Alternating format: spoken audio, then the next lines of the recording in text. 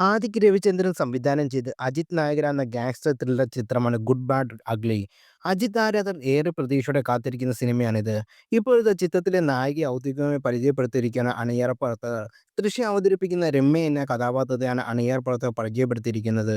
വിടാമുയർച്ചയ്ക്ക് ശേഷം അജിത്ത് തൃഷ കൂട്ടുകെട്ട് ഒന്നിക്കുന്ന സന്തോഷത്തിലാണ് ആരാധകർ.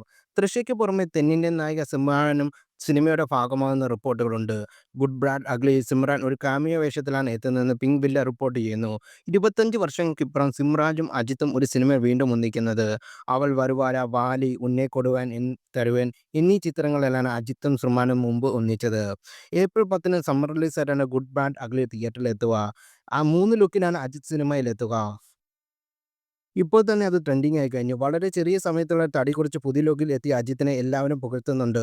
മാർക്ക് ആന്റണി വിജയത്തിന് ശേഷം ആദിക് രവിചന്ദ്രൻ സംവിധാനം ചെയ്യുന്ന ചിത്രമാണിത്. ചിത്രത്തിലെ ഛായാഗ്രഹണം നിർവഹിക്കുന്നത് അഭിനന്ദ് രാമാനുജനും സുനിൽ പ്രസന്ന, തൃഷ എന്നിവരാണ് ചിത്രത്തിലെ മറ്റ് പ്രധാന അഭിനേതാക്കൾ.